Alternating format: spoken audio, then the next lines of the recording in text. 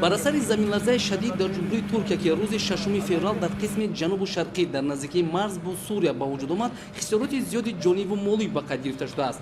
این حال در محل حادثه گروه‌های نجات‌دهی فعالیت شبانه روزی دارند. از جمله گروه جستجوی نجات‌دهی که در اساس تصمیم فوری با تکیه بر دستور و سپارش‌های اساسگذاری صلح و وحدت ملی پیشروی ملت پرزیدنت جمهوری تاجیکستان محترم امامعلی رحمان با مقصد رسانیدن کمک سریع‌وقتی به جمهوری ترکیه سفربر گردیدند در محل حادثه با فعالیت آغاز کردند. برای نجات دادن ضرردیدگان و از زیر خرابه‌ها بیرون آوردن آدمان فعالیت گسترده دارند. باید گفت که از روز اول سر زدن حوادث فاجعه‌بار که برای جمهوری ترکیه حالت دشوار دانسته می‌شود، جمهوری تاجیکستان با راهبری پیشوای ملت پرزیدنت جمهوری تاجیکستان محترم امامعلی رحمان هم پهلو با مردم و حکومت جمهوری ترکیه بوده سریع برای رسانیدن کمک و نجات ضرردیدگان از خرابه‌ها بیرون آوردن آدمان تدبیرها اندیشیده.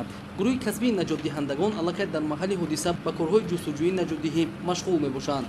فعالیت گروه نجات دهندگان جمهوری تاجیکستان در اساس سفربری حکومت جمهوری ترکیه در ولایت قهرمانمرش جمهوری ترکیه آغاز گردیده. حالا دسته 40 نفره جستجویی نجات‌دهی در محل حادثه برای نجات آدمان فعالیت می‌نمایند. دوره نماینده گروه نجات‌دهی خبر می‌دهد با در نظر داشته هر چه زودتر زنده پیدا کردن آدمان زیر خرابه‌ها بوده کارهای جستجویی در اساس طلبات ضروری نجات‌دهی عملی کرده می‌شوند.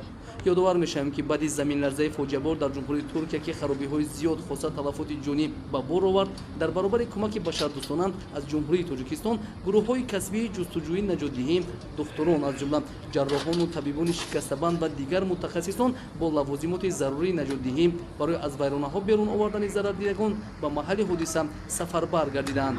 طبق اطلاع در جمهوری ترکیه بیش از 5600 بنای استخامتی و دیگر انشاءات به پورگی خراب گردیده است. حکومتداران ساکنان از آفت طبیعی ضرردیده را در خوابگاه‌ها، دانشگاه‌ها و خیمه‌های موقتی جایگیر نمودند. حالا گروه نجات دهندگان جمهوری تاجیکستان در برابر دیگر گروه‌های نجات‌دهی در محل زمین‌لرزه فعالیت دارند که اوید به نتیجه کاری آنها هر لحظه معلومات مشخص پیشنهاد می‌گردد.